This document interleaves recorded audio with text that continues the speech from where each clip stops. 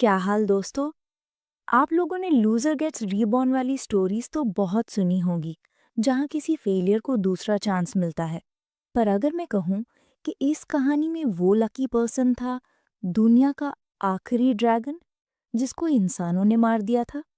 वो ड्रैगन दोबारा पैदा होता है, एक छोटा सा बच्चा बनकर, जिसका नाम है रे। एक छोटी सी गांव में रहता है और स्ट्रांग बनने के लिए ट्रेनिंग शुरू करता है। जल्दी ही वो एकेडमी में जाता है। सोचो अब क्या होगा।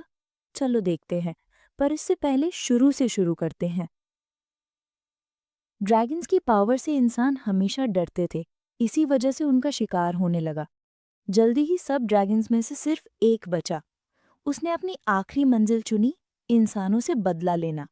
पूरी कोशिश करने के बाद भी ज्यादा इंसानों ने उसे मार दिया। पर जैसे ही अंधेरा छाया, उसे आवाजें आने लगी, और यहीं से होती है नई शुरुआत।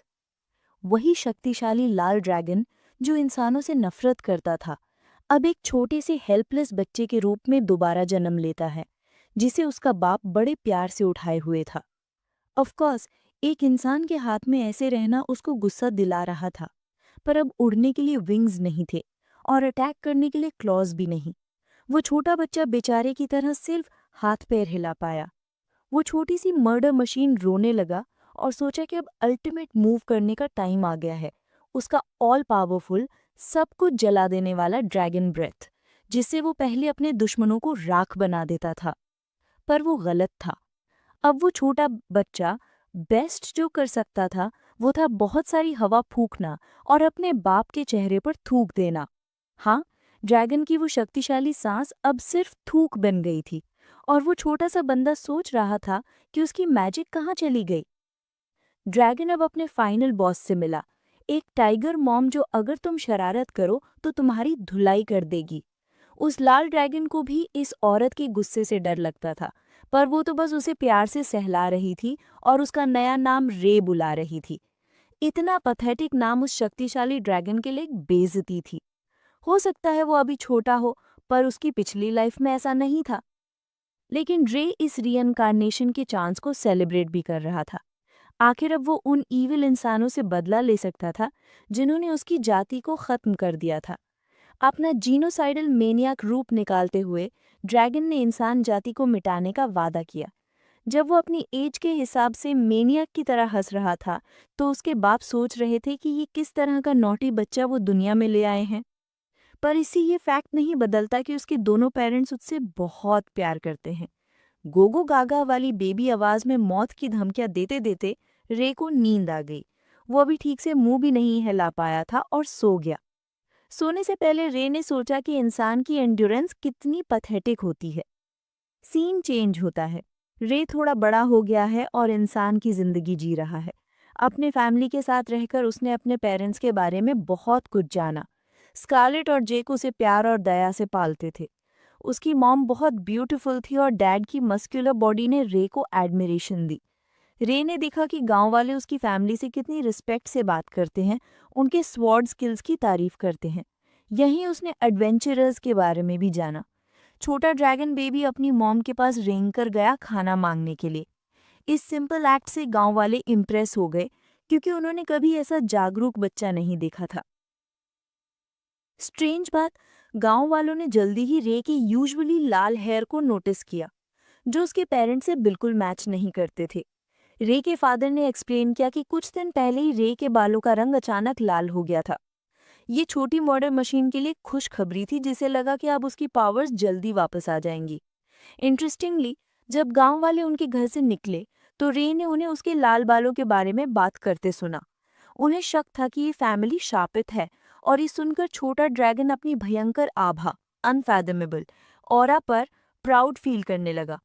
ऑफ कोर्स, ये ऑरा उसके पेरेंट्स पर असरदार नहीं थी, जो उसे एक हार्मलेस छोटे बंदे की तरह ट्रीट कर रहे थे। अपनी पिछली लाइफ के ड्रैगन होने के नाते वो छोटी मर्डर मशीन अपना खाना एक जानवर की तरह डिवावर करता था, सब कुछ मेस कर देता था। हैरानी से, चाहे वो उन्हें कितना भी गुस्सा दिलाने की कोशिश करे या अपने बाप के चेहरे पर पेशाब करने की कोशिश करे, वो उसे प्यार से ही ट्रीट करते थे। ये दोनों इंसान उससे सबसे ज्यादा प्यार करते थे, जैसा प्यार ड्रैगन ने पहले कभी एक्सपीरियंस नहीं किया था। उस माइटी ड्रैगन के लिए इस फैमिली के साथ रहना हेल जैसा था। हमें बताया जाता है कि इस दुनिया में एडवेंचरर्स बहुत कम हैं और रे की मदर एक मेज थी जो और भी यूनिक थी। ड्रैगन किड सोचता है कि अगर फ्यूचर में उसे दुनिया की सबसे स्ट्रॉन्ग मैजिक यानी उसकी ड्रैगन पावर्स मिल गई तो उसका बदला लेना आसान हो जाएगा। टाइम निकलता गया और रे 2 साल का हो गया। इस एज में हर बच्चे को मेज इवैल्यूएशन में जाने का चांस मिलता है और आज वो दिन था जब रे को पता चलना था कि उसके पास मैना एनर्जी है या नहीं। जेक उन्हें बाय कहता है और गुड लक विश करता है। रे अपनी मॉम की बाहों में चिपका हुआ था और वो घोड़ा गाड़ी में निकल पड़ते हैं। बच्चा सोचता है कि लाल ड्रैगन का रीइंकार्नेशन और एक मेज का बेटा होने के नाते वो इवैल्यूएशन टेस्ट जरूर पास करेगा और अगर वो अपनी मैजिक वापस ले आया तो उसे टॉप पर जाने से कोई नहीं रोक सकता। बाद में वो टाउन पहुंचते हैं। लाल बालों वाला बच्चा नींद से उठकर स्ट्रेच करता है और सोचता है कि उसे सिर्फ एक ही चीज की टेंशन है, उसकी कमजोर इंसानी बॉडी। स्कारलेट उसे भीड़ भाड़ वाले सेंट्रल मार्केट प्लेस में घुमाती है। रे आसपास की चीजें ऑब्जर्व करता है जहां adventurers high quality beast crystals बेच रहे होते हैं। तभी एक भिखारी एक एडवेंचरर के पास आता है और खाना मांगता है, पर वो एडवेंचरर उसे लात मारता है और वार्न करता है कि उसके बिजनेस के बीच में ना आए। लोग सोचते हैं कि वो भिखारी कितना अनलकी है। रे जो उन्हें थोड़ी देर से देख रहा था सोचता है कि सब इंसान होने के बाद भी वो दूसरों को नीचा दिखाते हैं और कमजोरों का मजाक उड़ाते हैं। उसे अपनी पिछली लाइफ याद आती है जहां वो ड्रैगन होने के नाते कमजोर को प्रोटेक्ट करना अपनी ड्यूटी समझता था और बहुत मेहनत करता था, पर फिर भी फेल हो गया था। फ्लैशबैक से निकलकर वो finally Roland academy for magic evaluation पहुंचते हैं। वहां लंबी लाइन थी, सब अपना नाम पुकारे जाने का इंतजार कर रहे थे। रे एक्साइटेड था अपनी बारी के लिए। वो आसपास देखता है और जिन बच्चों ने टेस्ट पास नहीं किया वो रोने लगते हैं। जब एक बच्चा फंस करता है और रोता है कि ये अनफेयर है तो ड्रैगन किड उस बच्चे को बेवकूफ कहता है और सोचता है कि ये दुनिया हमेशा से अनफेयर रही है। थोड़ी देर बाद वो अपनी मदर की बाहों में रिलैक्स करता है। उसकी बारी आ गई थी जब उसे रे टैलेंट कहकर बुलाया गया। मेज रे को बुलाता है और उसकी मदर को इंस्ट्रक्ट करता है कि वो अपने बेटे के हाथ क्रिस्टल बॉल पर रखवाए। वो एक्सप्लेन करता है कि अगर बच्चे में मैजिक की एबिलिटी हुई तो क्रिस्टल चमकेगा और रंग बताएगा कि उसके पास किस एलिमेंट की एबिलिटी है। किड एक्साइटेड होकर अपने हाथ सीधे करता है क्रिस्टल बॉल पर रखने के लिए। वो सोचता है कि वो एक शक्तिशाली लाल ड्रैगन बनकर सबका मुंह खुला छोड़ देगा। कॉन्फिडेंट होकर वो क्रिस्टल के चमकने का इंतजार करता है और सोचता है कि एक ड्रैगन होने के नाते उसे हर तरह की मैजिक आती है। अचानक स्कारलेट रोने लगती है। बच्चा देखता है कि उसकी मदर की आंखों से आंसू निकल रहे हैं। रे चौंक जाता है और सोचता है कि हो सकता है उसकी मदर उसके मैजिक टैलेंट से शॉक हो गई हो या खुशी से रो रही हो, क्योंकि उसका भी सेम एलिमेंट है। पर उसके ख्याल तब टूट जाते हैं जब वो देखता है कि क्रिस्टल बॉल चमक नहीं रहा है। तभी बुढ़ा विज़र्ड उसका सपना तोड़ता है और मायूस होकर उन्हें इन्फॉर्म करता है कि रे के पास मैजिक की एबिलिटी नहीं है। ये सुनकर छोटा बंदा घबरा जाता है और मन में सोचता है कि वो अपनी पिछली लाइफ में सबसे स्ट्रॉन्ग लाल ड्रैगन था और ये कहना अब्सर्ड है कि वो मैजिक के बिना ड्रैगन है। खुद को तसल्ली देने के लिए स्कारलेट विज़र्ड से पूछती है कि क्या वो श्योर है, क्योंकि उसने भी इसी एकेडमी से ग्रेजुएशन की थी। लेकिन रे जो बहुत गुस्से में था अपने छोटे हाथों से क्रिस्टल बॉल पर थप्पड़ मारता है। उसे लगता है कि विज़र्ड गलत है और ये स्टूपिड क्रिस्टल बॉल टूट गया है।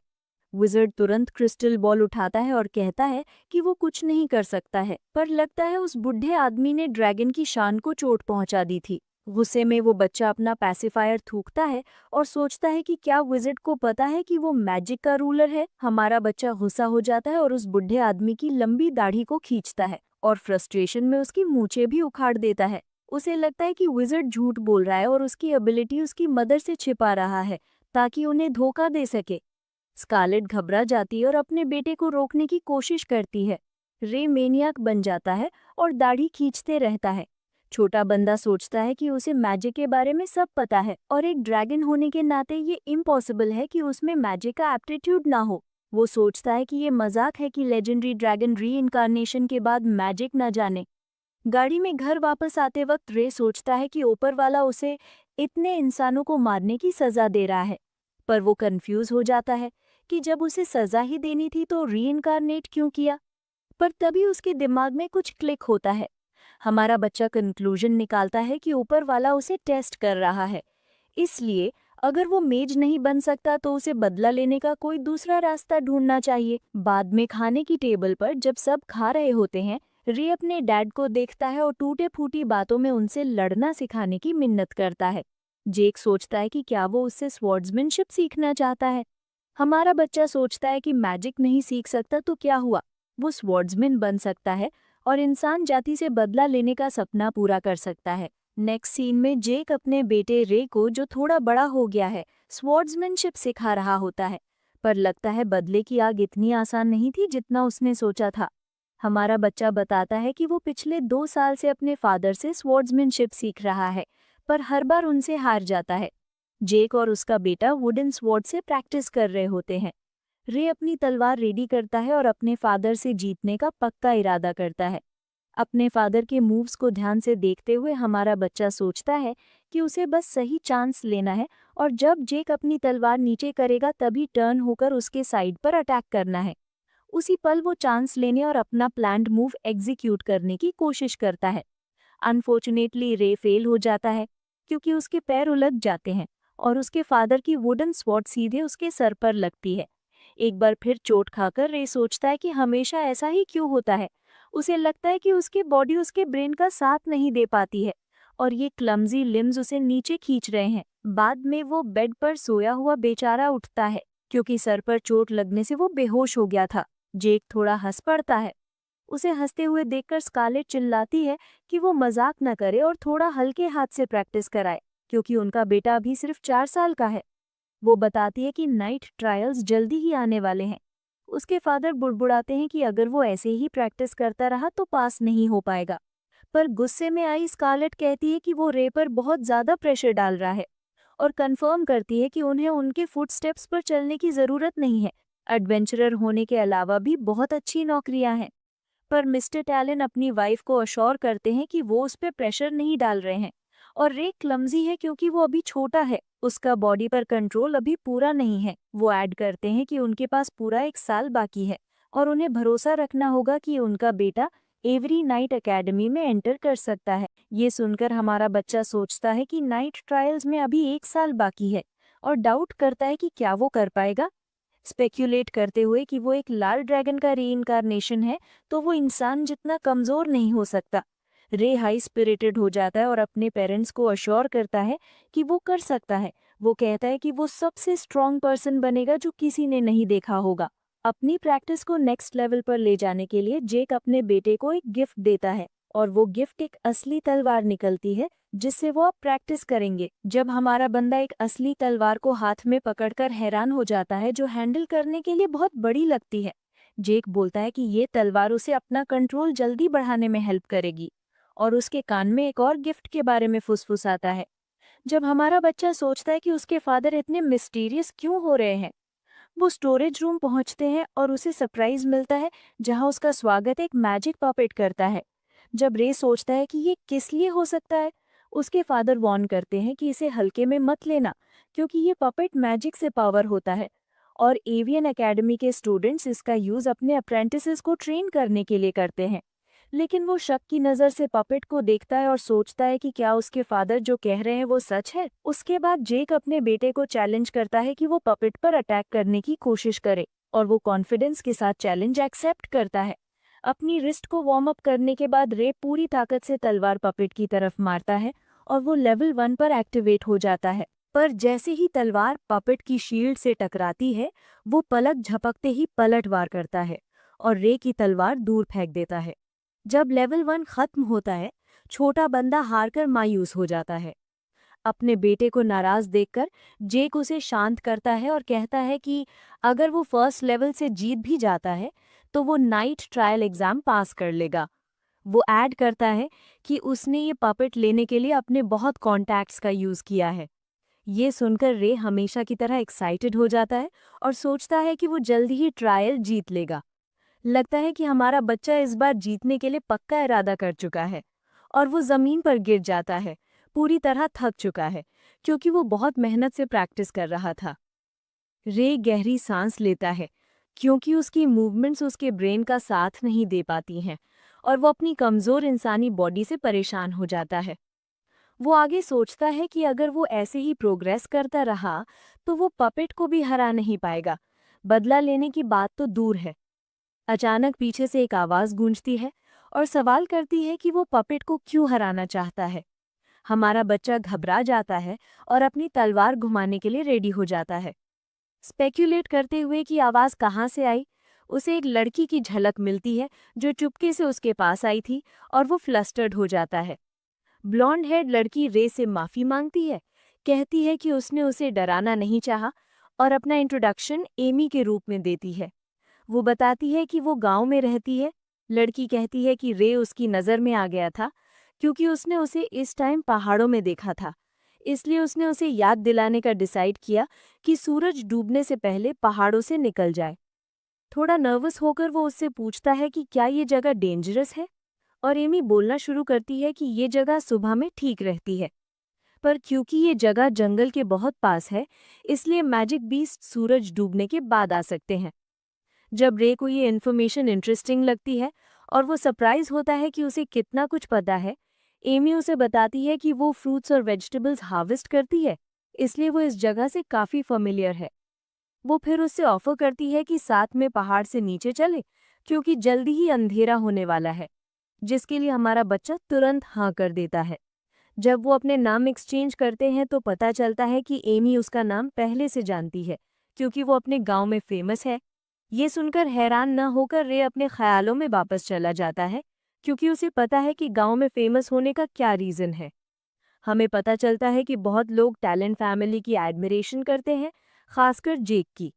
और जब वो गांव में घूमने निकलता है तो लोग अक्सर उससे बात करते हैं। लेकिन जब वो लाल बालों वाले बेटे रे के साथ गांव में घूमता है तो कुछ लोग उसके बेटे के बारे में गॉसिप करते हैं। कहते हैं कि वो शापित है और सोचते हैं कि ये श्राप फैल सकता है। लगता है कि इस गांव में जेक के बेटे के अलावा किसी इंसान के लाल बाल नहीं हुए थे। बुरी बातें सुनकर रे सोचता है कि लोग उसके पेरेंट्स की रिस्पेक्ट करते हैं पर उससे डरते हैं, और इसी वजह से वो अपने गांव में एक अनोखा व्यक्ति बन गया जिसे कोई पसंद नहीं करता था। उसे अपनी पिछली लाइफ में ड्रैगन होने की याद आती है। वो सोचता है कि क्या ये इसलिए है क्योंकि बड़े लोग हमेशा डरावने लाल ड्रैगन्स की कहानियां सुनाकर बच्चों को डराते हैं। लाल रंग ताकत का प्रतीक है, पर उनके मुताबिक ये इंसान समाज में बुरा है। वो इस आयरनी पर विचार करता है कि कैसे लालची इंसानों ने उनकी नस्ल को खत्म किया, पर कहानियों में हमेशा ड्रैगन जाति को ही बुरा बताया जाता है। अपने बदले को जस्टिफाइंग करते हुए रे चिल्लाता है कि उन्होंने ऐसा सिर्फ खुद को बचाने के लिए किया था, पर इंसानों ने इसे उनकी कठोरता का सबूत माना। जब हमारा बंदा इन ख्यालों में खोया हुआ था कि इंसान कितने घिनौने होते हैं, तो एमी उसे टोकती है और पूछती है कि वो क्या सोच रहा है। उसके बाद रे ख्यालों से बाहर आता है और उसके पीछे पहाड़ से नीचे आता है। एमी बातें करना शुरू करती है कि उसने उसे आजकल पहाड़ों के आसपास देखा है और पूछती है कि क्या वो प्रैक्टिस कर रहा है। जब हमारा बच्चा उसे बताता है कि वो स्वॉर्ड्समैन बनना चाहता है, तो वो सोचती है कि अच्छी बात है क्योंकि रे के फादर गांव के इकलौते स्वॉर्ड्समैन हैं। वो फिर उसे पूछती है कि क्या वो नाइट एकेडमी ज्वाइन करने वाला है, और हमारा बच्चा उसे हाँ में जवाब देता है। बातें जारी रखते हुए एमी बताती है कि उसका भाई भी एग्ज़ाम देने वाला है क्योंकि वो बहुत स्ट्रांग है, और क्लेम करती है कि उसे गांव में कोई नहीं हरा सकता। पर वो रे से जलता है क्योंकि उसके डैड उसे सिखाते हैं, जबकि आम लोगों को स्वॉर्ड्समैनशिप सीखने का मौका नहीं मिलता। जब रे उससे पूछता है कि उसका भाई है, तो ब्लॉन्ड हेड लड़की एक्साइटेड हो जाती है और मिन्नत करती है कि क्या वो उसके भाई का दोस्त बनना चाहेगा ताकि फिर वो एक दूसरे के साथ प्रैक्टिस कर सके। उसी पल उन्हें पैरों की आवाज़ से टोक दिया जाता है और पता चलता है कि वो गैरी है, एमी का भाई, जो रूडली हमारे लाल बालों वाले लड़के को अपनी बहन को अकेला छोड़ने का ऑर्डर देता है। अपने भाई को देखकर एमी प्रोटेक्टिव तरीके से रे के पास खड़ी हो जाती है और अपने भाई को सफाई देती है कि उसने उसके साथ कुछ नहीं किया। गैरी आगे बढ़ता है और अपनी बहन से पूछता है कि वो लाल बालों वाले लड़के के साथ क्यों थी, और उसे याद दिलाता है कि वो शापित है और ये श्राप फैल सकता है। वो फिर उसके बालों को छूता है ये श्योर करने के लिए कि उसके बाल श्राप की वजह से लाल तो नहीं हो गए, जबकि वो अपने भाई के रूड बिहेवियर से परेशान होती है। गैरी के साथ वाले दो लड़के रे की तरफ आते हैं और उसे एमी के साथ घूमने के लिए अपमानित करते हैं। उसे बेशर्म कहते हैं। वो दोनों उस लाल बालों वाले लड़के को धमकाते हैं और मजाक उड़ाते हैं। कहते हैं कि उसके पेरेंट्स को उस शापित बच्चे को पालने में मुश्किल होगी। वो रे को वार्न करते हैं कि वो अपनी फैमिली के साथ गांव से चला जाए। बुड़बुड़ाते हैं कि वो आम लोग हैं, इसलिए वो श्राप से जुड़ना नहीं चाहते। उनमें से एक ऐड करता है कि इन हाई एंड माइटी एडवेंचरर्स के पास कमजोर आम नागरिकों के प्रति सहानुभूति रखने का कोई कारण नहीं है। जैसे ही वो ये शब्द बोलते हैं, रे गुस्से से अपनी मुट्ठी बंद करता है और बुली के चेहरे पर एक जोरदार पंच मारता है। चुप रहने के बाद वो गैरी को पंच करना चाहता है, पर उसके पंख्स में से एक आगे आता है और चोट ले लेता है। पर उसके पंच में इतनी ताकत थी कि उसने गैरी को भी दूर फेंक दिया। जबकि हमारा बच्चा साफ करता है कि वो सिर्फ उसी को मारना चाहता था जिसने उसके पेरेंट्स को इंसल्ट किया। गैरी उसे रे टैलन कहकर पुकारता है, दावा करता है कि वो जानता है कि उसके दोनों पेरेंट्स एडवेंचरर्स हैं और उसका फादर स्वॉर्ड्समैन है। मानकर कि उसने ट्रेनिंग ली है, गैरी उसे फाइट करने के लिए चैलेंज करता है और उसे इन्फॉर्म करता है कि वो हथियार यूज नहीं करेगा क्योंकि वो उसे मारना नहीं चाहता। जब दोनों अपनी तलवारें फेंक देते हैं, रे कहता है कि वो एक साथ अटैक कर सकता है क्योंकि वो फर्क नहीं पड़ता। उनकी लड़ाई जारी है क्योंकि वो एक दूसरे पर पंच मारते हैं, पर पता चलता है कि हमारे बच्चे को अपनी कमजोर इंसानी बॉडी की वजह से गहरी चोट लगी है और गैरी उस पर आखिरी वार करके उसे दूर फेंक देता है, जमीन पर पटक देता है। बेचारा बंदा जमीन पर गिर जाता है, खून बहने लगता है और गैरी उससे पूछता है कि क्या उसने हार मान ली है, पर लगता है कि रे ने अभी तक हार नहीं मानी है क्योंकि वो किसी तरह वापस खड़ा हो जाता है। इस दौरान गैरी उसके बारे में कुछ बुरी बातें करता है, बुड़बुड़ाते हुए कि वो मायूस हुआ क्योंकि रे के फादर, एक ग्रेट सोर्ड्समैन, ने उसे ट्रेन किया पर वो फिर भी बेकार लगता है। बुली खुद की तारीफ करता है, दावा करता है कि उसके फादर एक साधारण व्यापारी हैं पर फिर भी वो एक अच्छा सोर्ड्समैन है। उसे लो स्पिरिटेड करने के लिए कठोर लड़का कहता है कि उसे सोर्ड्समैन बनना छोड़ देना चाहिए और कुछ ऐसा करना चाहिए जिसमें वो अच्छा हो। ये सुनकर गहरे शब्द रे के मन में गूंजते हैं और वो निराशा में जमीन पर पड़ा रहता है। अपने घर वापस आकर एमी अपने रूड भाई को डांटती है, कहती है कि उसने ओवर रिएक्ट किया, पर गैरी अपने एक्ट को जस्टिफाइंग करता है, कहता है कि रे इसके काबिल था और अपनी बहन को वार्न करता है कि आगे से उस लड़के से दूर रहे क्योंकि बहुत लोग उस शापित लाल बालों वाले लड़के से डरते हैं। वो साफ करता है कि रे के पेरेंट्स एडवेंचरर्स हैं और उनके पेरेंट्स आम लोग हैं। ये सुनकर एमी गुस्से से चिल्लाती है और उसे अपना खाना खुद लाने को कहती है, बुड़बुड़ाते हुए कि वो उससे नफरत करती है। जब उसकी बहन तूफान की तरह चली जाती है, गैरी अपने हाथ पर कुछ देखता है। वो निशान को देखता है और सोचता है कि अगर उसके पास प्रोटेक्टिव गियर नहीं होता तो पहली ही चोट पर उसकी बांह टूट जाती और रे लड़ाई जीत जाता। नेक्स्ट सीन में हमें पता चलता है कि रे चेहरे पर जख्मों और निशानों के साथ घर वापस आता है। उसके कपड़े पूरे मिट्टी से भरे हुए थे। उसकी मॉम जो डिनर बना रही थी उसकी तरफ मुड़ती है। वो उसके देर से आने पर सवाल करती है और अपने घायल और थके हुए बेटे को नोटिस करती है और एक ही नज़र में उसे पता चल जाता है कि वो लड़ाई करके आया है। लड़का अपनी मदर को अश्योर करता है कि वो सिर्फ प्रैक्टिस के दौरान घायल हुआ है, पर वो जानती थी कि वो झूठ बोल रहा है और सोचती है कि क्या बच्चों ने उसे धमकाया है। लेकिन हमारा जिद्दी लड़का इनकार करता है, जबकि स्कारलेट जख्मों का जायजा लेती है। रे हमेशा से स्ट्रॉन्ग दिखाने वाला व्यक्ति रहा है और लगता है कि वो यहीं भी वही कर रहा था जब वो दावा करता है कि वो अब आदमी बन गया है। इस दौरान जेक अपने बेटे के बुद्धिमत्ता भरे शब्द सुनता है और प्रैक्टिस पर मेहनत करने के लिए उसकी तारीफ करता है क्योंकि डिनर का टाइम होने वाला है। हमारा बच्चा एक बार फिर प्रैक्टिस करने का डिसाइड करता है और जब उसके पेरेंट्स उसे रोकने की कोशिश करते हैं तो वो उन्हें समझाने में कामयाब हो जाता है। इन्फॉर्म करता है कि ज़्यादा टाइम नहीं लगेगा। स्टोरेज रूम में हम रे को पपेट को लेवल 1 पर एक्टिवेट करते हुए देखते हैं और वो आसानी से अटैक्स को डॉज करता है क्योंकि वो पहले ही पपेट के अटैक करने के तरीके का आदी हो चुका है। जब वो ओपनिंग ढूंढता है तो अपनी तलवार को पोजीशन करता है और जैसे ही वो चोट मारता है तलवार वुडन पिलर में फंस जाती है। रे घबरा जाता है। जब वो उसे बाहर निकालने की कोशिश करता है तो तलवार टूट जाती है और जबकि वो उसमें बिजी होता है, पपेट पीछे से उसे मारता है और बेचारा लड़का दर्द से चिल्ला उठता है। तो अगले दिन राय पहाड़ पर जाता है और उसकी नज़र एमी पर पड़ती है जो थोड़ी दूर खड़ी थी। उसे देखकर एमी थोड़ी शर्मिंदा हो जाती है और राय को हाय कहती है। हमारा हीरो उससे पूछता है कि क्या वो इसका इंतजार कर रही थी। इसके बीच में एमी अपने भाई की हरकत के लिए राय से माफी मांगती है। राय उसे कहता है कि इसमें उसकी कोई गलती नहीं है और सारा दोष अपने ऊपर ले लेता है, ये मानते हुए कि वो काफी स्ट्रांग नहीं था। एमी जो कि बहुत नर्म दिल की लड़की है, ये सुनकर रोने लगती है। तभी अपना लाल बालों वाला लड़का ये सोचकर परेशान हो जाता है कि इंसान कितने झंझट वाले होते हैं। वो एमी को चुप कराने की कोशिश करते हुए सोचता है कि उसे लोगों से घुलना मिलना सीखना चाहिए। फिर वो एमी की टोकरी से एक एप्पल उठा लेता है, ये बताने के लिए कि उसने उसकी माफ़ी एक्सेप्ट कर ली है। एमी उसे कहती है कि चिंता न करे क्योंकि अब गैरी उसे परेशान नहीं करेगा। उस दिन के बाद से वो लड़की रोज उसी जगह आने लगी और जल्दी अपने हीरो को भी एमी की आदत हो गई। अगले सीन में हम टैलन फैमिली के घर का एंट्रेंस देखते हैं, जिसके चारों तरफ घोड़ों के साथ सोल्जर्स खड़े हैं। जेक और स्कारलेट उनके हेड से बात कर रहे हैं, जो बताता है कि आसपास के गांव पर किसी अनजान चीज ने हमला कर दिया है।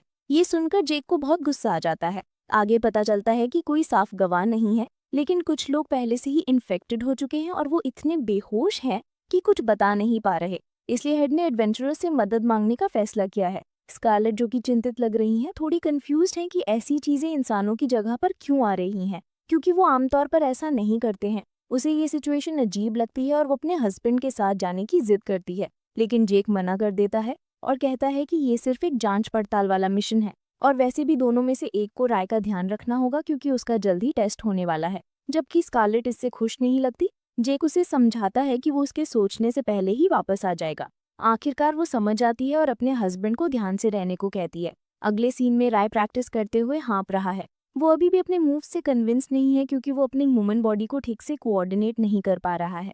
वो पीछे देखता है और एमी को किताब पढ़ते हुए देखकर उसका दिल जोरों से धड़कने लगता है। जैसे ही उसे इसका एहसास होता है, वो होश में आने के लिए अपने चेहरे पर थप्पड़ मारता है। इसके बाद वो उस लड़की के पास जाता है और उसे बताता है कि आज के लिए बस इतना ही, क्योंकि घर जाने का टाइम हो गया है। एमी जो अपनी किताब में इतनी खोई हुई थी, उसे पता ही नहीं चला कि कितनी देर हो गई और वो दोनों पहाड़ से नीचे उतरने लगते हैं। रास्ते में राय उससे पूछता है कि क्या उसकी वजह से गांव में लोग उसे परेशान करते हैं, क्योंकि लोग हमेशा कहते हैं कि उसके लाल बालों की वजह से वो श्रापित है। ये सुनकर एमी उसे बताती है कि उसके दोस्तों ने राय के बारे में क्या क्या कहा और ये भी कहती है कि अगर वो ऐसा सोचते हैं तो ये उनकी प्रॉब्लम है, क्योंकि उसके हिसाब से लाल बाल डरावने नहीं बल्कि कूल लगते हैं।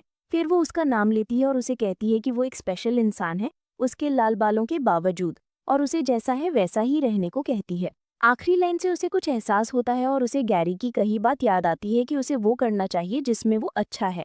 ये समझने के बाद वो मुस्कुराता है और एमी को थैंक्स कहकर बाय बोल देता है। घर पहुंचते ही वो स्टोरेज रूम में जाता है और पपेट को लेवल 1 पर एक्टिवेट कर देता है। वो लकड़ी की फर्श पर अपने हाथ रखता है और तलवार को अपने मुंह में पकड़कर पोजीशन लेता है। अपने असली रूप में आकर हमारा हीरो वैसे ही चलने लगता है। अब वो ज्यादा फुर्तीला है और अपने चारों हाथ पैरों से चलता है, जिससे उसकी स्पीड बढ़ जाती है। एक मौका मिलते ही वो पूरी ताकत से तलवार से वार करता है और बस वो लेवल 1 पार कर जाता है। वो अपनी जीत पर बहुत जोश में आ जाता है, लेकिन अपनी हद पार करने का फैसला करता है। भले ही वो अब नाइट एकेडमी का एग्जाम पास कर सकता है और लेवल 2 एक्टिवेट कर देता है। ऐसा लगता है सुबह हो गई है, जहां हम जेक को क्वेस्ट के लिए निकलने की तैयारी करते हुए देखते हैं। राइडो अभी भी उठाए अपने पापा को जाते हुए देखता है और सोचता है कि वो कहाँ जा रहे हैं। उसके पापा उससे माफी मांगते हैं और बताते हैं कि वो कुछ टाइम के लिए घर से जा रहे हैं, लेकिन उसके टेस्ट से पहले वापस आ जाएंगे। जेक अपने बेटे को सलाह देता है कि जब तक वो नहीं है तब तक वो पपेट पर जितनी हो सके प्रैक्टिस करे। राय की तरफ मुस्कुराता है और कहता है कि उसे विश्वास है कि वो पपेट को हरा सकता है। जैसे ही लाल बालों वाला लड़का अपने पापा को अपनी छोटी सी जीत के बारे में बताने वाला होता है, जेक के घर के बाहर इंतजार कर रहे लोग उसे मिशन के लिए बुलाते हैं। जाते हुए जेक अपनी पत्नी को अपना ख्याल रखने को कहता है और बताता है कि वो उसे मिस करेगा। इस बीच राय वहीं खड़ा मुस्कुराता है और सोचता है कि कोई बात नहीं, उसने सिर्फ एक पपेट को हराया है, ये कोई बड़ी बात नहीं है। वो फैसला करता है कि जब पापा वापस आएंगे तो उन्हें एक बड़ा झटका देगा और प्रैक्टिस के लिए पहाड़ों पर निकल जाता है। रास्ते में वो सोचता है कि जब जेक उसे जीतता हुआ देखेगा तो उसका रिएक्शन कैसा होगा। उसे लगता है कि अपने पापा का रिएक्शन देखना मज़ेदार होगा और एहसास होता है कि ये सब एमी की दी हुई टिप की वजह से हुआ।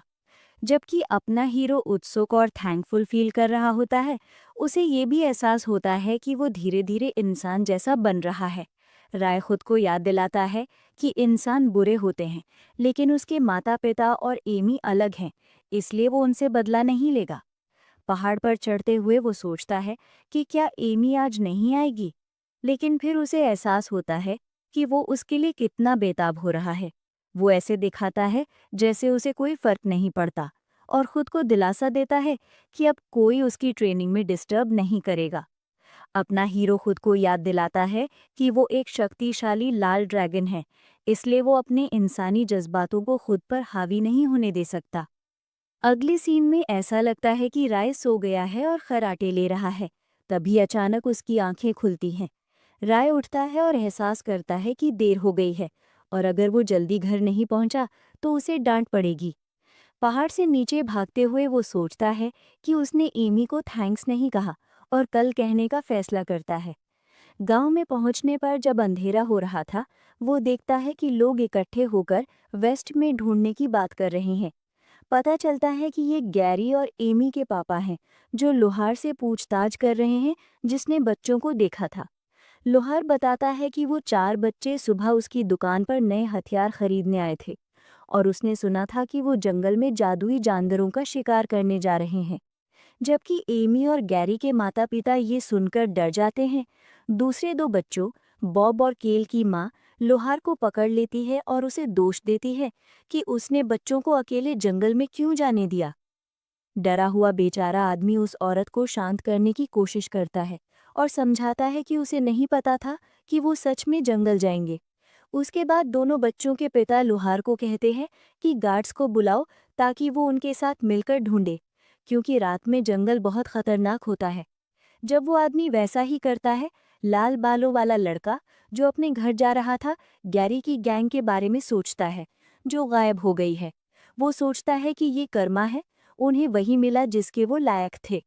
वो सोचता है कि क्या वो जादुई जानवरों से मारे गए ताकि उसका काम आसान हो जाए, और उसे कोई फर्क नहीं पड़ता जब तक उसे एमी याद नहीं आती। उस लड़की के बारे में ना सोचने की कोशिश करते हुए राय इस बात को टाल देता है, जबकि उसे याद आता है कि एमी ने उसके साथ कितना अच्छा बिहेव किया था और वो उससे बदला नहीं लेना चाहता, लेकिन उसका भाई बेवकूफ़ है। दूसरी तरफ लोग मशाले और सामान इकट्ठा करके जंगल के लिए निकलते हैं। जैसे ही अपना हीरो ये सोचते हुए जाने लगता है कि इंसानों की जिंदगी छोटी होती है, तभी उसके दिमाग में एमी का चेहरा आता है। वो खुद को याद दिलाता है कि उसका अपना अलग रास्ता है और सोचता है कि ये कौन सी फीलिंग है जो उसे अपना फैसला बदलने पर मजबूर कर रही है। बिना कुछ सोचे वो पीछे मुड़ता है और मानता है कि एमी मासूम है और उसने अभी तक पपेट को हराने के लिए उसे थैंक्स नहीं कहा है। सीन जंगल में बदलता है, जहां हम 2 जादुई जानवरों को बुरी तरह से घायल देखते हैं, जबकि के और बॉब घास पर बेहोश पड़े हैं। गैरी अपनी बहन को जादुई जानवर से बचाने की कोशिश करता है, जबकि वो डर से रो रही होती है। वो एमी को हिलने से मना करता है और हाथ में तलवार लेकर जानवर से लड़ने की तैयारी करता है। राय जंगल की तरफ भागता है और जैसे ही वो सूंघता है, उसे खून की गंध आती है।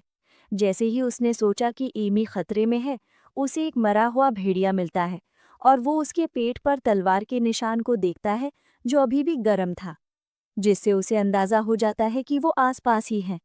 वो कंफ्यूज हो जाता है क्योंकि वहां के कदमों के निशान सब मिले जुले हैं। परेशान होकर वो सोचता है कि किस तरफ जाए, और तभी उसे एक चीख सुनाई देती है। ऐसा लगता है कि ये एमी की चीख है, जो जानवर से लड़ रही है। एक बड़ा भेड़िया गैरी को उठाकर एक पेड़ पर फेंक देता है और वो जमीन पर गिर जाता है। इसी बीच भेड़िया एमी पर हमला करने के लिए आगे बढ़ता है, जो अपना सर ढक लेती है और आंखें बंद कर लेती है। उम्मीद करती है कि कोई मदद के लिए आएगा। तभी उसे एक तलवार के टकराने की आवाज आती है और वो अपनी आंखें खोलती है तो देखती है कि राय भेड़िए से लड़ रहा है और उसके मुंह में तलवार मार रहा है। जब वो एमी को चेक करता है कि वो ठीक है या नहीं, पर गैरी और बाकी लोग अच्छी हालत में नहीं है। उसी पल एमी राय को पीछे से बचने की चेतावनी देती है, लेकिन तब तक देर हो जाती है। इसीलिए भेड़िया उसके हाथ पर पंजा मार देता है। लड़की को चोट लगने देखकर एमी डर जाती है और उसका नाम चिल्लाती है, लेकिन राय उसे कहता है कि वो ठीक है और इतनी आसानी से नहीं मरेगा। इसके साथ वो भेड़िए को एमी से दूर ले जाने का फैसला करता है और एक पेड़ की डाली पर कूद जाता है, लेकिन वो तुरंत नीचे गिर जाता है क्योंकि भेड़िया पेड़ की डाली को काट देता है। चिंतित होकर अपना हीरो सोचता है कि ये शरीर बहुत कमजोर है और वो एक बड़े भेड़िए का सामना नहीं कर पाएगा। ऐसा लगता है कि राय अकेले उस भेड़िए से लड़ने में स्ट्रगल कर रहा है और उसे एहसास होता है कि उसकी स्पीड कुछ भी नहीं है और वो उसे दूर नहीं ले जा सकता। पहले ये भेड़िया उसके लिए कुछ भी नहीं था, लेकिन अब वो उसे चोट भी नहीं पहुंचा पा रहा। वो भेड़िए को धमकी देता है कि ये इंसान उसके हैं और उसे उन्हें छूने की इजाज़त नहीं है। अपना हीरो हमले के लिए तैयार हो जाता है क्योंकि वो और देर तक नहीं टिक सकता और भेड़िए की कमजोरी पर निशाना बनाता है। राय तलवार को अपने मुंह से पकड़कर पूरी ताकत से वार करता है और उसकी आंख पर चोट पहुंचाता है, लेकिन वो अब भी कम डैमेज करने पर खुद से डिसअपॉइंट होता है। वो फिर से अपने अतीत के बारे में सोचता है और कैसे वो एक ही बार में उसे फाड़ सकता था, लेकिन अब उसे एक इंसानी हथियार पर निर्भर रहना पड़ रहा है। भेड़िया एक बार फिर हमला करता है और इस बार अपना ड्रैगन हीरो इंतजार करता है और एक मौके की तलाश करता है। वो तलवार से वार करता है और उसकी एक टांग काटने में कामयाब हो जाता है और भेड़िया जमीन पर गिर जाता है। जैसे ही राय अपना ध्यान ईमी की तरफ करता है, भेड़िया अचानक से हमला कर देता है और अपना हीरो उस हमले से बच जाता है। एक बार फिर तलवार को अपने मुंह से पकड़कर वो भेड़िए पर अपनी पूरी ताकत से वार करता है और आखिरकार उसे मार ही देता है। आखिर में वो जमीन पर गिर जाता है और बेहोश होने से ठीक पहले एक स्क्रीन आती है और उसे बताती है कि उसने एक नई एबिलिटी अनलॉक की है और उसे एक इंटरमीडिएट ग्रेड का बीस्ट क्रिस्टल मिला है। बुरी तरह से घायल होकर वो सोचता है कि ये बेकार जानकारी स्क्रीन पर क्या लिखी है और बेहोश पड़े भाई बहन को देखता है, ये सोचते हुए कि उसे उन्हें बचाना होगा वरना उनका खून और जादुई जानवरों को अट्रैक्ट करेगा। दर्द से कांपते हुए वो उनकी तरफ चलता है और गैरी को अपने कंधों पर और एमी को अपनी गोद में उठा लेता है। जब गैरी लाल बालों वाले लड़के को उठाते हुए देखता है और बेहोश हो जाता है, अपना हीरो सोचता है कि वो सिर्फ 2 लोगों को बचा सकता है, क्योंकि ये उसकी हद है। दोनों बच्चों को, बॉब और कील को, जो जंगल के बीच में बेहोश पड़े हैं, छोड़कर वो मानता है कि उसने जो कुछ भी कर सकता था कर दिया, लेकिन बाकी उसके कंट्रोल से बाहर है। भारी सांस लेते हुए वो अंधेरे जंगल से बाहर निकलता है, जबकि गांव वाले मशाले और हथियार लेकर जंगल में गए बच्चों को ढूंढ रहे हैं। वो उन्हें बाहर आते हुए देखते हैं। जैसे ही वो जल्दी से बच्चों के माता पिता को सूचित करते हैं, एक गांव वाला पहचानता है कि ये टैलेंस फैमिली का लाल बालों वाला लड़का है। राय, जिसका खून रास्ते में टपकता रहता है, तुरंत गांव वालों को गैरी और एमी की मदद करने को कहता है, जो उस वक्त बेहोश है, और उन्हें बताता है कि उन्हें हीलिंग की जरूरत हो सकती है। जैसे ही अपना हीरो जमीन पर गिर जाता है, गांव वाले लाल बालों वाले लड़के के बारे में बातें करने लगते हैं, जो 2 और बच्चों के साथ जंगल से बाहर आया था। वो अंदाजा लगाते हैं कि बच्चे रात में जंगल के अंदर क्यों गए, जबकि वो जादुई जानवरों से भरा हुआ है। जब वो बातें करते रहते हैं, एक माँ उनकी तरफ दौड़ती है और डर जाती है जब वो देखती है कि उसके 2 बच्चे, बॉब और केल, गायब हैं। घबराकर वो इधर-उधर देखती है और गैरी और एमी को देखती है। तभी उनके पिता बताते हैं कि सिर्फ उनके बच्चे ही जंगल से बाहर निकल पाए हैं। पागलों की तरह वो जंगल में घुसने की कोशिश करती है, लेकिन गांव वाले उसे रोक लेते हैं और शांत होने को कहते हैं कि वो वहां अकेले नहीं जा सकती। उन्हें कायर बुलाते हुए दुखी माँ अपने बच्चों को ढूंढने के लिए जंगल के अंदर भागती है। हालांकि उसकी रूह कांप जाती है जब वो जादुई जानवरों की डरावनी आंखें देखती है, जो उसे डरा देती हैं, और वो जल्दी से गांव वालों के पास वापस भाग जाती है। जैसे ही गांव वाले कहते हैं कि वो वापस आ गई है, डरी हुई औरत साफ करती है कि वो बिल्कुल नहीं डरी। गुस्से से भरी वो औरत राय को उसके कॉलर से पकड़ती है और पूछती है कि बॉब और केल कहाँ हैं। वो सारा इल्ज़ाम लाल बालों वाले लड़के पर डालती है। कहती है कि उसने उन्हें जंगल के अंदर जाने के लिए बहकाया था, क्योंकि वो दोनों अच्छे बच्चे हैं और उनके पास वहाँ जाने का कोई कारण नहीं है। यकीन है कि राय ने ही उन्हें बहकाया होगा। वो औरत उसके चेहरे पर थप्पड़ मारती है और कहती है कि उसे पता था कि लाल बाल एक बुरा संकेत है, राय को एक मनहूस निशानी बुलाते हुए जो बदकिस्मती लाता है।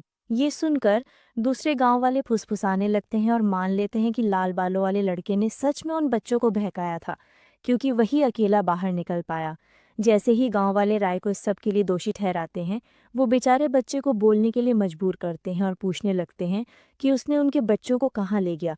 माँ, जो कि बहुत गुस्से में लग रही थी, राय के चेहरे पर थप्पड़ मारती रहती है और पूछती है कि वो सिर्फ गैरी और एमी को क्यों वापस लाया और उसके बच्चे कहाँ हैं।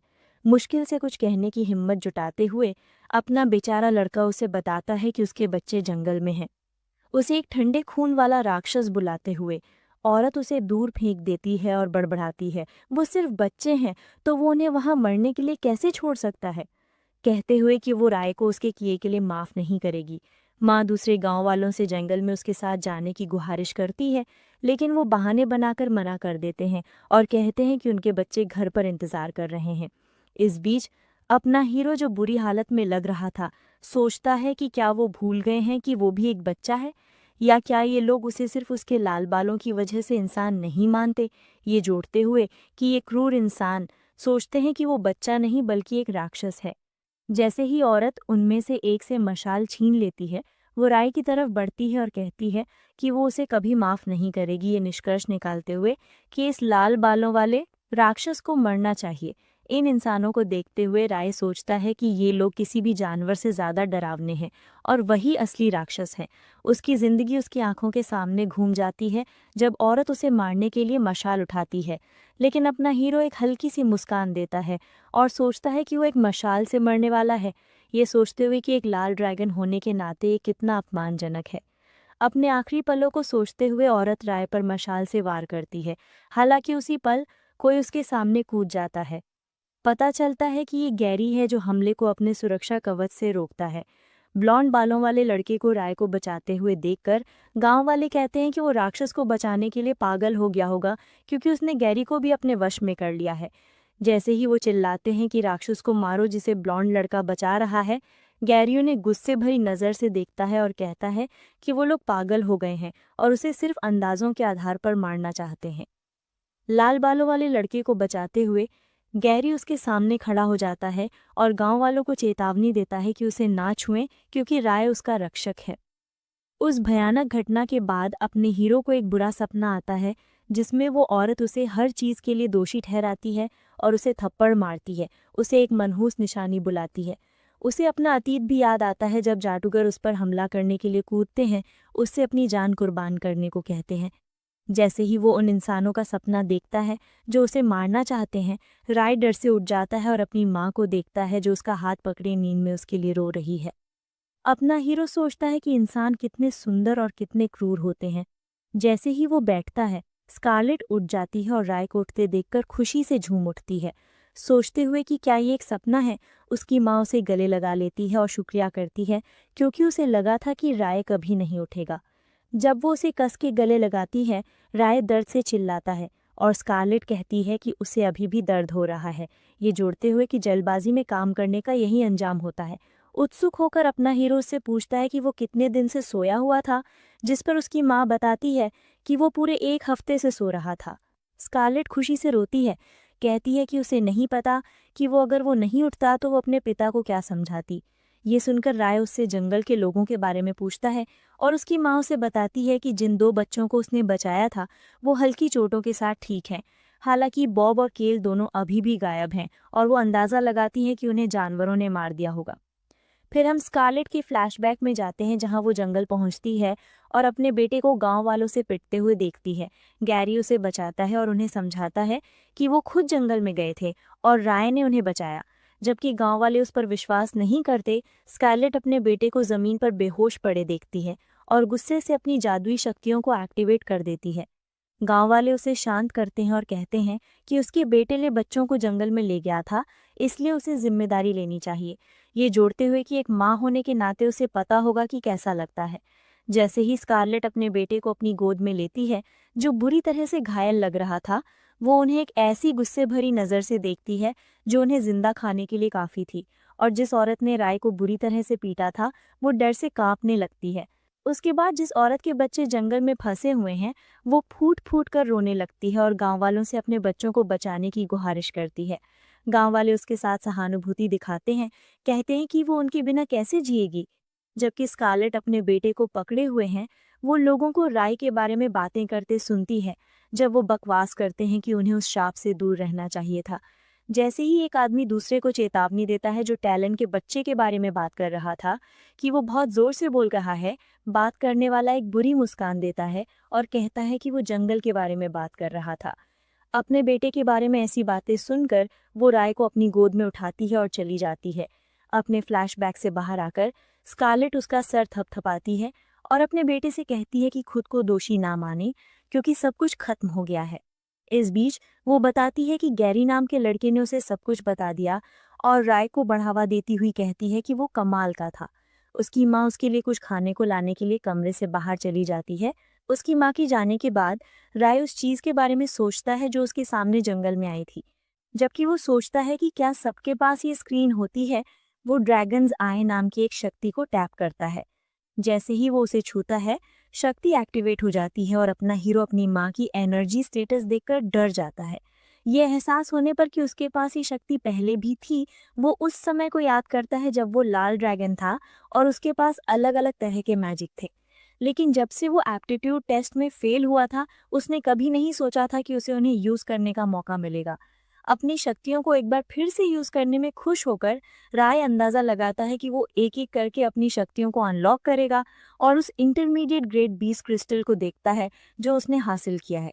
ये सोचते हुए कि क्या उसे ये इसलिए मिला क्योंकि उसने एक इंटरमीडिएट डेमोनिक वुल्फ को मारा था। अचानक राय अपने कमरे में धुआं उठता हुआ देखता है और खांसने लगता है। राय अपनी खिड़की खोलता है और गांव वालों को चिल्लाते हुए देखता है कि उनके घर में आग लग गई है। तभी उसकी माँ कमरे में घुसती है, उसे आग से बचाती है और आग को हवा की तरह बिखार देती है। जैसे ही आग आखिरकार बुझ जाती है, गांव वाले फुसफुसाते हैं कि ये फिर से श्राप है और उम्मीद करते हैं कि अगर लाल बालों वाला श्रापित बच्चा यहाँ और रहा तो उनका पूरा गांव बर्बाद हो जाएगा। इस बीच राय अपने बारे में ऐसी बातें सुनकर टूट जाता है। उसे उसकी माँ बीच में रोकती है, जो उससे पूछती है कि आग ने उसे डरा दिया। उन ख्यालों को झटक कर वो अपनी माँ का हाथ पकड़ता है और उसे बताता है कि वो कितनी कूल लग रही थी जब आग तुरंत उड़ गई। जैसे ही वो घर की तरफ बढ़ते हैं, राय, जो सभी कड़वी बातों से दुखी था, सोचता है कि वो इंसान उनके घर को जलाना चाहते थे और उन्हें भी साथ में जलाना चाहते थे। ये निष्कर्ष निकालते हुए कि इंसान उन्हें मारना चाहते थे। वो गुस्से से जल उठता है और बदला लेने का पक्का इरादा कर लेता है। बाद में अपना हीरो ट्रेनिंग के लिए निकल जाता है और उसकी माँ उसे कहती है कि वो आराम से करे क्योंकि उसके घाव अभी तक ठीक नहीं हुए हैं। उसके बाद वो जंगल पहुंचता है और अपनी तलवार निकालता है। फिर वो अपना ड्रैगन आई एक्टिवेट करता है और शुरुआती जादुई जानवरों को देखकर खुश हो जाता है, जिन्हें वो आसानी से हरा सकता है। एक जादुई जानवर जो एक बंदर लग रहा था, पेड़ से एक सेब तोड़ता है और उसे खाने लगता है। राई उस बंदर को अपने ड्रैगन आई से देखता है और पीछे से चुपके से जाकर उस जानवर पर तलवार से वार करता है। पता चलता है कि अपना हीरो 20 शुरुआती जादुई जानवरों को मार देता है। राक्षसों को मारने के बाद ड्रैगन सिस्टम आता है और उसे दिखाता है कि उसने एक बीस्ट क्रिस्टल हासिल किया है। स्क्रीन को देखते हुए राय कहता है कि यह किस्मत की बात है, क्योंकि उसने 20 जादुई जानवरों को मारा लेकिन सिर्फ 2 क्रिस्टल ही मिले। जब वो सोचता है कि अगर वो क्रिस्टल को अब्जॉर्ब कर ले तो क्या होगा, वो उस छोटे भेड़िए को देखता है जो अपने मरे हुए परिवार के आसपास घूम रहा है। राय उस छोटे जानवर को थपथपाने की कोशिश करता है और कहता है कि उसे अब से अकेले लड़ना होगा। तभी स्क्रीन आती है और उसे काले भेड़िए के बच्चे को पालतू बनाने के मौके के बारे में बताती है। अनजान कि इसका क्या मतलब है, वो मौका लेने के लिए क्लिक करता है। वो ये देखकर उत्सुक हो जाता है कि ये काम कर गया और काले भेड़िए का बच्चा पालतू बन गया है। हालांकि अपना हीरो ये जानकर डर जाता है कि पालतू बनाया गया जादुई जानवर उसके शरीर के अंदर चला जाता है। हैरान होकर वो ड्रैगन सिस्टम से पूछता है कि क्या कोई साइड इफेक्ट्स नहीं है और क्या वो उसे बुला सकता है। जबकि राय उस छोटे ड्रैगन को गुस्से से देखता है और कहता है कि अगर ये काम नहीं किया तो वो उसे मार देगा। खौफनाक ड्रैगन सिस्टम अपना सर हिलाता है। उसी पल वो एक और स्किल अनलॉक करता है, लेकिन वो उसे बाद के लिए टाल देता है क्योंकि उसे एक और काम करना है। वो अपनी ड्रैगन आई शक्ति से 2 खोए हुए बच्चों को ढूंढता है और उन्हें एक पहाड़ी के ऊपर ढूंढ लेता है। अपना हीरो एक ऐसी जगह पहुंचता है जो एक गुफा जैसी लगती है और वहां हर तरफ लाशें और खोपड़ियां पड़ी हुई हैं। रे को वहां बॉब और केल जैसी 2 लाशें दिखती हैं और लगता है जैसे जानवरों ने उनके सारे ऑर्गन निकालकर खा लिए हैं।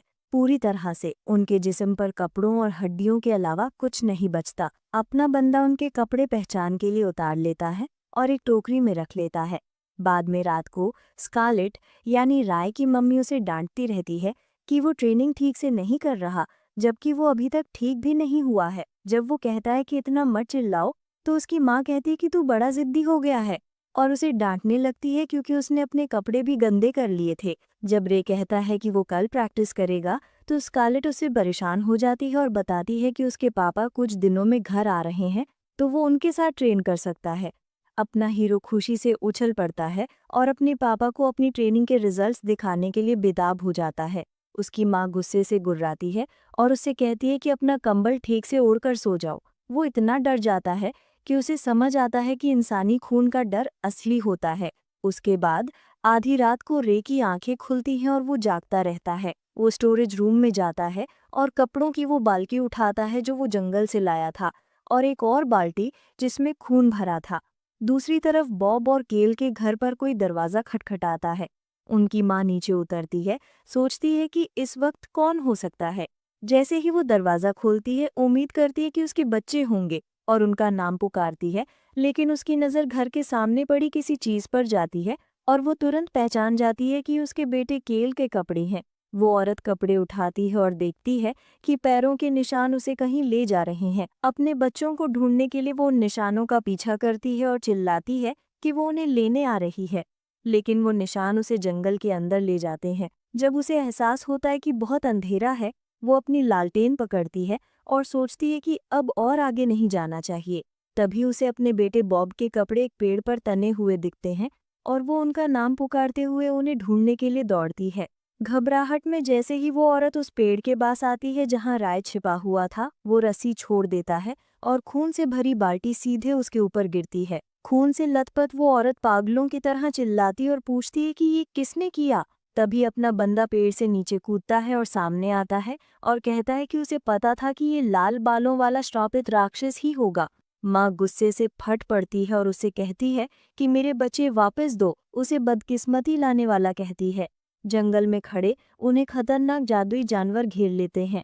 जबकि राय अंधेरे में खड़ा रहता है, जानवरों से बेअसर, वो पीछे हटता है और वो औरत जंगल के जानवरों के जाल में फंस जाती है। जैसे जैसे वो गंभीर चेहरे के साथ पीछे हटता जाता है, वो उस औरत को जानवरों द्वारा मारे जाते हुए देखता है और खून हर तरफ फैल जाता है। अगले दिन शहर में लोग अफवाह फैलाते हैं कि श्राप असली है और टैलन परिवार से पंगा ना लेने का फैसला करते हैं।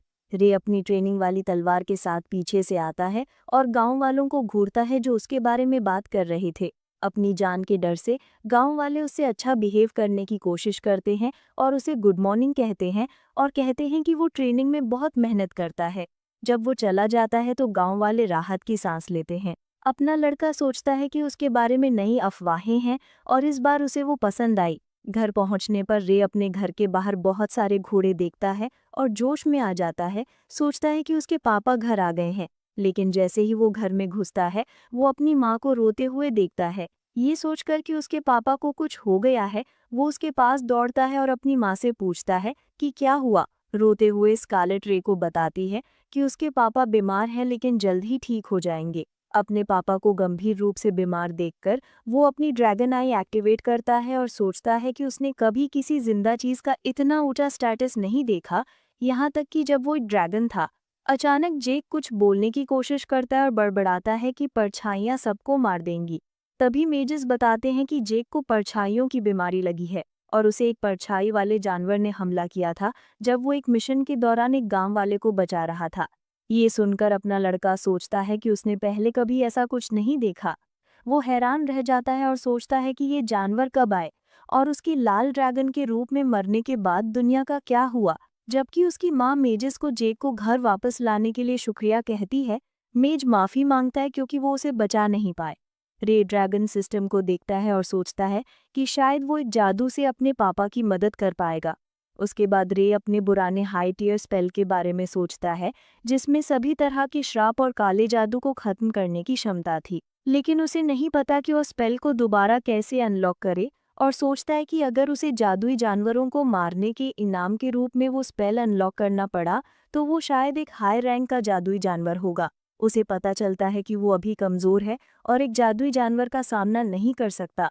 लाल बालों वाला लड़का फिर अपनी माँ की तरफ मुड़ता है और उसे पूछता है कि अगर वो एवरन नाइट एकेडमी ज्वाइन कर ले तो क्या वो और मजबूत हो पाएगा। स्कारलेट जो रो रही थी उसे बताती है कि ये वही जगह है जहाँ उसके पापा ने पढ़ाई की थी, तो वो भी उनकी तरह एक मजबूत योद्धा बनेगा। ये सुनकर अपना लड़का बहुत उत्साहित हो जाता है और टेस्ट में टॉप करके एवरन एकेडमी का स्टूडेंट बनने का फैसला करता है ताकि वो जेक को बचाने का कोई तरीका ढूंढ सके। उसकी माँ भरे दिल से उसे गले लगाती है और कहती है कि उसे पर विश्वास है कि वो ये कर सकता है। अगले सीन में एक चर्च जैसी जगह दिखती है जहां लोग हुडेड क्लॉक पहने हुए हैं जो पुजारी लग रहे हैं। पुजारियों के बीच मास्टर एल्डर दूसरों को बताता है कि भविष्यवाणी हो चुकी है और इस दुनिया में एक बड़ा बदलाव आने वाला है। जबकि दूसरे सोचते हैं कि ये क्या बदलाव हो सकता है। भविष्यवाणी रे के बारे में निकलती है। मास्टर एल्डर सोचता है कि क्या वो लड़का मुक्ति लाएगा या तबाही। भविष्य अभी तय होना बाकी है। उसके ठीक बाद एल्डर नाइट्स को आदेश देता है कि वो लड़के को जल्द से जल्द ढूंढे, ताकि अगर वो मुक्ति लाए तो उसका रास्ता दिखाएं, लेकिन अगर वो तबाही लाए तो उसे नष्ट कर दें। अगला सीन में हमें एवरन नाइट एकेडमी के एग्जामिनेशन डे पर ले जाते हैं, जहां हर कोई नाइट्स को देखने के लिए उत्साह से लाइन में खड़ा है। जैसे ही नाइट्स आते हैं हर कोई उनके लिए चिल्लाता है और वो नाइट डेल्बर्ट को देखते हैं जो बहुत आकर्षक है और लोग उनके बारे में बात कर रहे हैं कि वो जैसा सुना था वैसा ही है।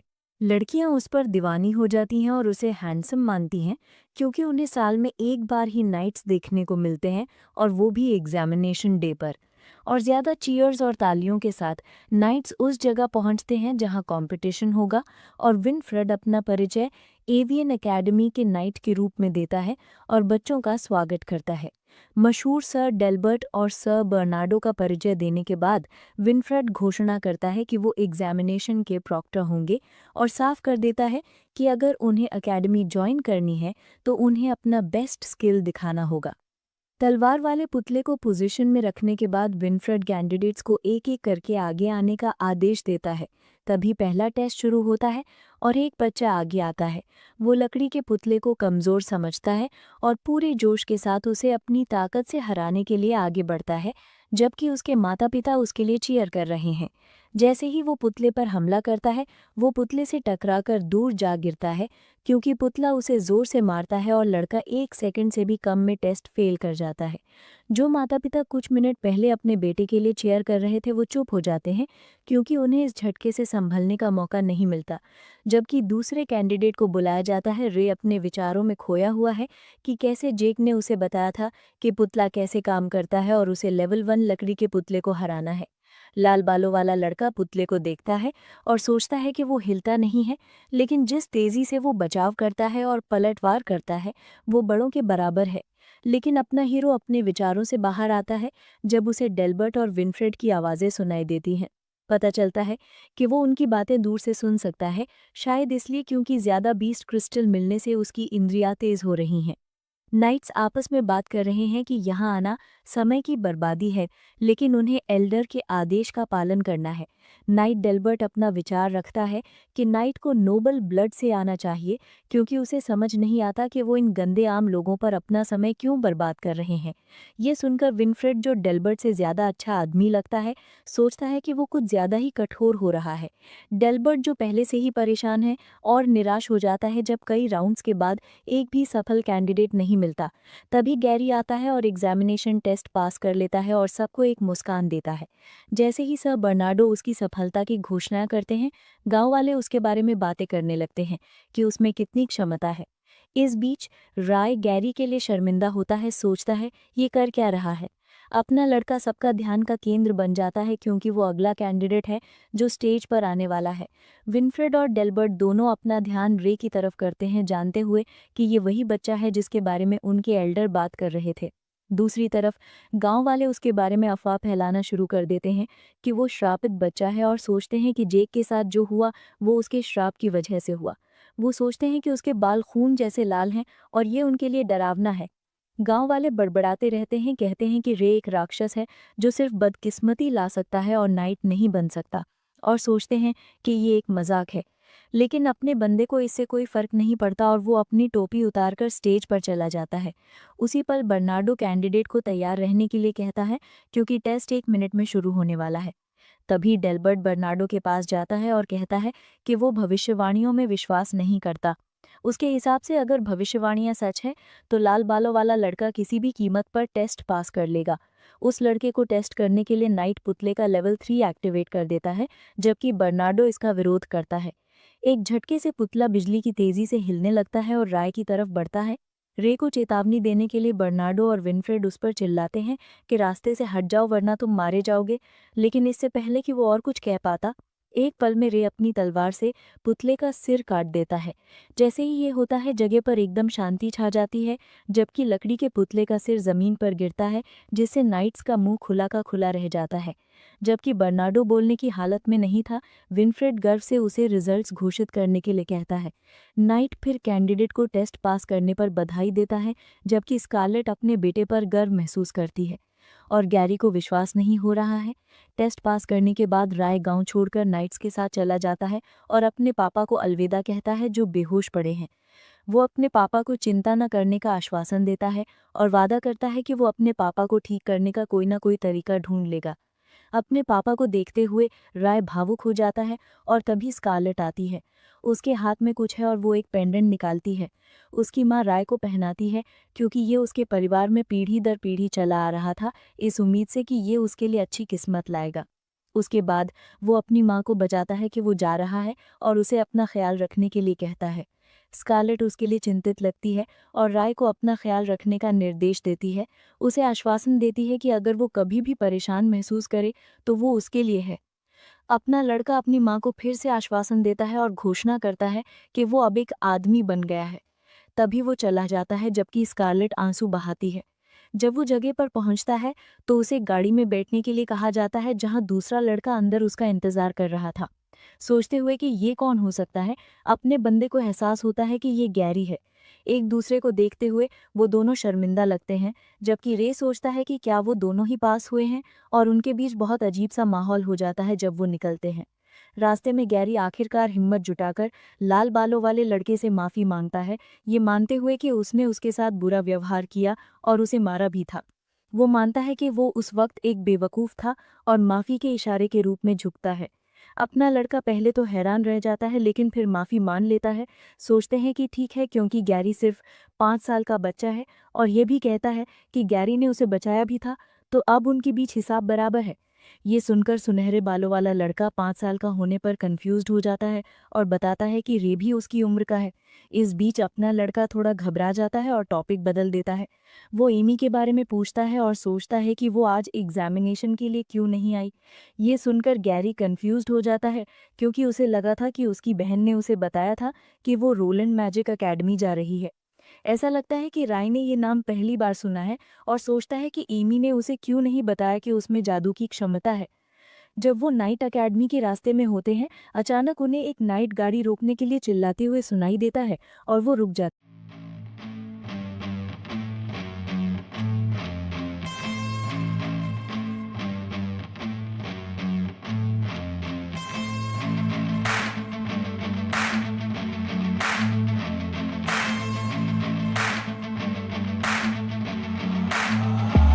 I wanna taste the pain. I think I'm seeing all red. 2 bullets in the gun, 1 shot to the head. I need a blank space. 'Cause everything is a threat. But I never back down, man. I'd rather be dead. I'm making love to fate. And she look better in bed. And I'ma rock this life till I take my last breath. I wanna make a change. I got 1 life left, so I'm gonna go down swinging. Don't you forget.